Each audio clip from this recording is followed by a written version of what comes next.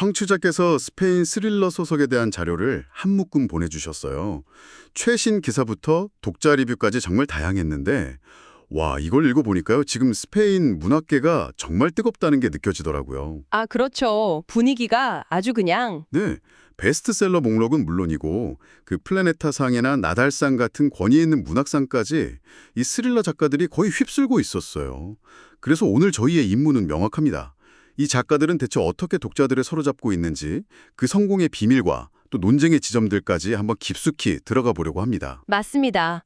그냥 단순히 이 책은 이런 내용이다에서 그치지 않을 거고요.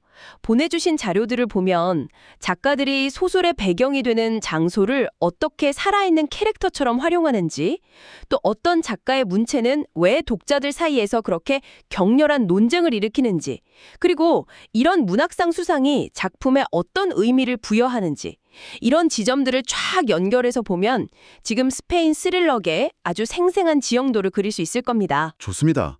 그럼 그 지형도의 가장 높은 봉우리, 권위 있는 문학상 수상작들부터 시작해보죠. 가장 최근 수상작들인데요. 2026년 나달상 수상작인 다비드 우클레스의 죽은 빛들의 도시, 그리고 바로 전년도인 2025년 수상작 호르게 페르난데스 디아스의 마르시알의 비밀입니다. 시작부터 아주 흥미로운 대비가 되네요. 둘 다 같은 나달상을 받았지만 두 소설이 지향하는 바는 거의 정반대에 가깝거든요. 아, 그런가요? 네. 이게 바로 지금 스페인 스릴러가 얼마나 넓은 영토를 가지고 있는지 보여주는 증거죠. 먼저 다비드 우클레스의 신작부터 볼게요. 이건 설정부터가 정말 기묘해요. 어느 날 갑자기 전후 바르셀로나에서 모든 빛, 그러니까 자연광이든 인공조명이든 전부 사라져버린다는 거예요. 네네. 거기다 과거와 미래의 건물들이 막 뒤섞여서 나타나고요. 심지어 피카소, 코르타사르, 가우디 같은 예술가들이 되살아나서 서로 마주친다니. 이건 스릴러라기보단 거의 판타지 아닌가요? 바로 그 지점이 핵심입니다. 작가는 스릴러의 틀을 빌려왔지만 사실은 바르셀로나라는 도시 자체를 거대한 미스테리로 만들어버린 거죠. 도시 자체가 미스터리다. 그렇죠. 빛이 사라진 도시에서 시공간이 붕괴하고 역사 속 예술가들이 유령처럼 떠도는 이런 환상적인 설정을 통해 뭘 하려는 걸까요? 바로 이 도시의 영혼은 무엇인가라는 질문을 던지는 겁니다. 예술가들의 눈을 빌려서 도시의 본질을 탐구하는 아주 문학적인 시도인 셈이죠. 나달상이 이 작품을 선택했다는 건 뭐랄까 스릴러도 이만큼 깊어질 수 있다는 선언처럼 들립니다. 굉장히 실험적인 작품이네요. 반면에 호르헤 페르난데스 디아스의 마르시알의 비밀은 전혀 다른 길을 가는 것 같아요. 이건 아들이 아버지의 비밀스러운 과거를 파헤치는 지극히 개인적이고 자전적인 이야기더라고요. 그런데 여기서 정말 재밌는 설정이 아버지와 아들 사이의 유일한 소통수단이 바로 할리우드 고전 영화라는 점이에요. 맞아요. 아버지는 스페인 내전을 겪고 아르헨티나로 이민 간 세대인데 과묵하고 속을 알 수 없는 인물로 그려지죠. 네. 아들은 그런 아버지를 직접적으로 이해할 수가 없는 거예요. 그래서 아버지가 평생 사랑했던 존 포드의 서부극이나 빌리 와일더의 코미디 영화를 통해서 아버지를 재구성해 나갑니다. 재구성한다고요? 네, 이를테면 우리 아버지는 존 웨인 같은 사람이었을까? 혹은 빌리 와일더 영화 속 주인공처럼 어떤 딜레마를 안고 있었을까 하고 추리하는 거죠. 와, 그러니까 영화의 장면이나 캐릭터가 아버지의 삶을 해석하는 일종의 암호 같은 역할을 하는 거군요? 정확합니다. 리뷰를 보니까 굉장한 소설, 최고의 문학이라는 극찬이 쏟아지던데 그런 독특한 방식 때문에 더 깊은 울림을 주는 모양이네요. 맞습니다. 영화는 단순한 취미가 아니라 기억과 정체성을 구축하는 틀이 되는 겁니다. 한 사람의 내밀한 가족사이면서 동시에 전쟁과 이민, 또 세대 간의 단절이라는 거대한 역사를 품고 있는 이야기죠. 이렇게 문학상을 받은 작품들이 장르의 경계를 넘나들면서 깊이를 더하고 있다는 점이 아주 인상적입니다. 이렇게 문학성을 인정받는 작품들도 있지만 사실 스페인 스릴러 시장을 움직이는 건 거대한 판덤을 거느린 스타 작가들이잖아요. 그렇죠. 보내주신 자료에 따르면 이들을 장르의 왕과 여왕들이라고 부르더군요. 돌로레스 레돈도, 에바 가르시아 사이엔스 대 우르트리, 그리고 후안 고메스 후라도. 이 세 사람이 대표적이죠. 이들은 단순한 책을 쓰는 작가를 넘어서 자신들만의 세계관을 창조하고 수백만 독자를 그 안으로 끌어들인 말 그대로 프랜차이즈의 창조자들이에요. 프랜차이즈. 네, 방금 이야기한 나달상 수상작들이 깊이를 파고드는 아트하우스 영화 같다면 이들의 작품은 전 세계를 겨냥한 블록버스터에 가깝다고 할 수 있죠. 그럼 스페인 스릴러의 여왕이라는 별명을 가진 돌로레스 레돈도부터 시작해볼까요? 대표작인 바스탄 3부작이 넷플릭스에서 영화로도 만들어져서 엄청난 성공을 거뒀다고요.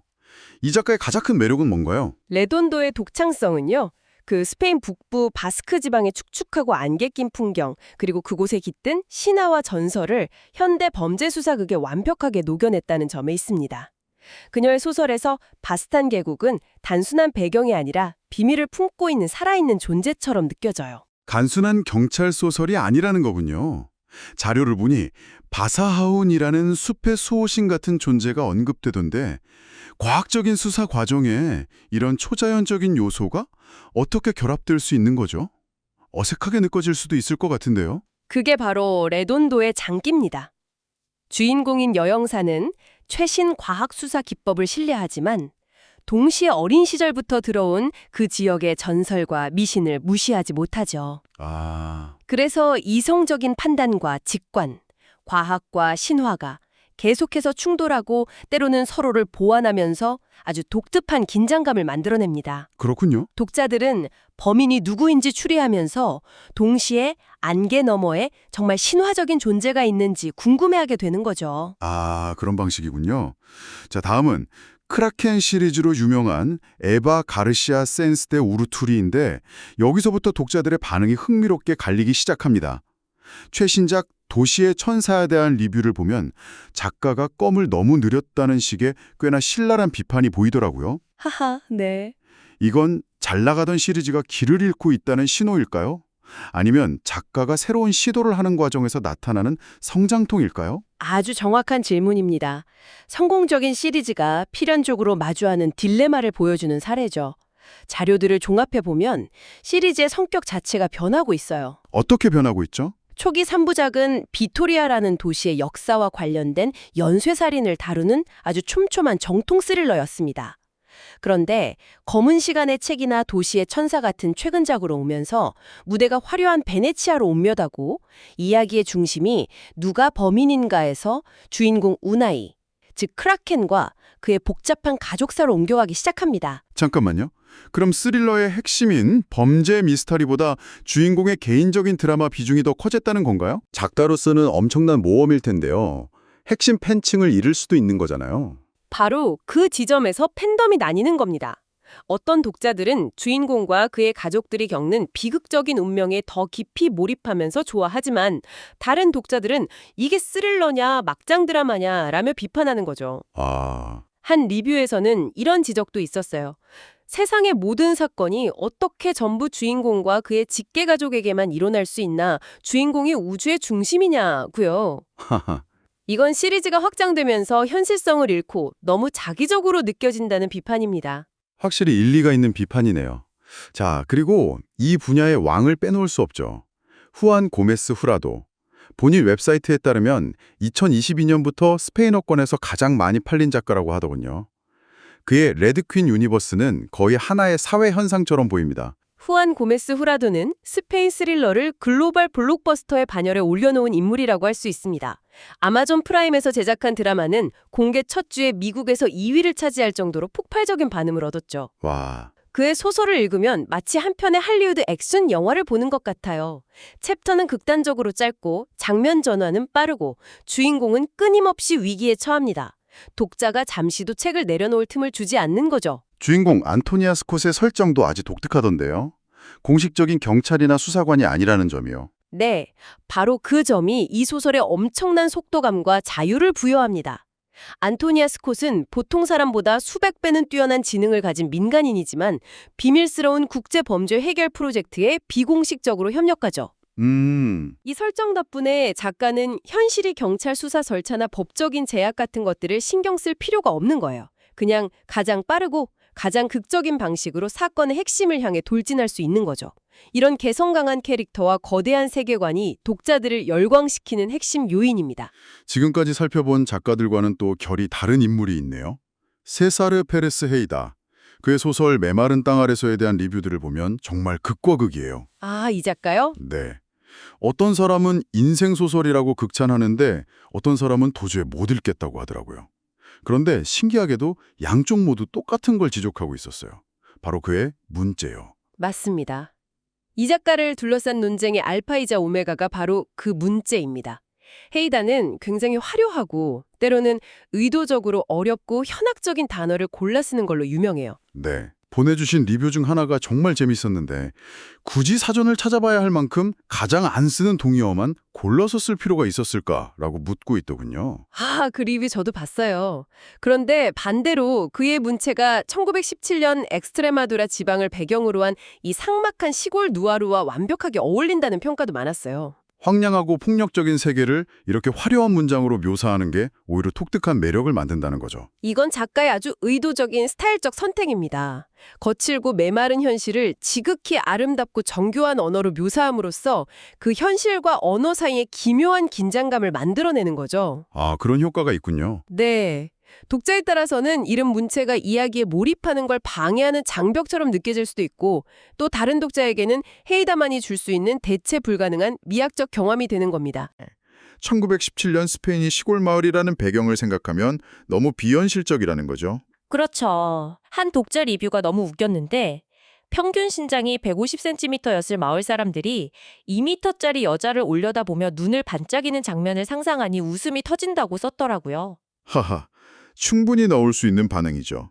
시대와 장소에 전혀 어울리지 않는 이질적인 캐릭터가 독자의 몰입을 깰 수 있다는 지적이니까요. 소위 말하는 suspension of disbelief, 즉 믿음의 유예에 실패하게 만드는 설정이라는 겁니다. 네. 그런데 여기서 이 소설의 가장 결정적인 반전이 나옵니다. 반전이요? 네, 작가가 책의 맨 마지막 후기에서 이렇게 밝힙니다. 이 이야기는 실제 역사적 사건과 실존 인물을 바탕으로 하고 있다고 말이죠. 잠시만요. 뭐라고요? 그럼 그 비현실적이라고 비웃었던 2m 키의 여성 캐릭터가 실존 인물이었다는 건가요? 바로 그겁니다. 그 사실을 알게 되는 순간 독자들이 소설적 과장 혹은 비현실적인 설정이라고 생각했던 모든 요소가 역사적 진실의 일부였다는 걸 깨닫게 되죠. 와, 작품 전체에 대한 평가가 완전히 뒤집히는 순간입니다. 어떻게 보면 작가가 독자들에게 교묘한 덫을 놓은 셈이에요. 그러네요. 우리가 현실적이라고 믿는 것의 기준이 얼마나 편협하고 주관적인지를 되돌아보게 만드는 아주 영리한 장치죠. 와, 이건 정말 충격적이네요. 작가한테 완전히 한 방 먹은 기분인데요. 자, 오늘 정말 많은 이야기를 나눴습니다.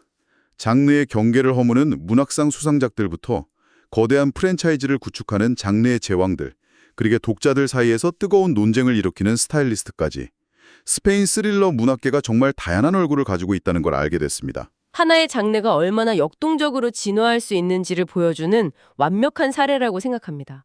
역사 누아르, 신화 스릴러, 가족 드라마, 블록버스터 액션까지 스릴러라는 이름 아래 이 모든 것이 공존하고 번성하고 있어요. 더 이상 스릴러는 단순히 누가 범인인가를 맞히는 게임이 아니라 역사와 사회, 그리고 인간의 내면을 탐구하는 가장 유연하고 강력한 도구가 된 것 같습니다. 마지막으로 청취자께서 한번 생각해 보실 만한 질문을 던지면서 마무리할까 합니다. 저희가 살펴본 자료 중에 이런 내용이 있었어요. 최근 스페인에서 번역 출간된 일본의 범죄 소설이나 초자연 스릴러가 큰 인기를 얻고 있다는 기사였는데요. 지금처럼 스페인 작가들이 하나의 세계적인 현상이 되어가는 시점에서 이렇게 유입되는 해외 장르의 영향이 스페인 스릴러의 다음 세대를 어떻게 빚어낼지 궁금해지지 않으신가요? 어쩌면 앞으로 우리는 문화와 장르의 경계를 넘나드는 지금껏 상상하지 못했던 더 새로운 형태의 스릴러를 만나게 될지도 모르겠습니다.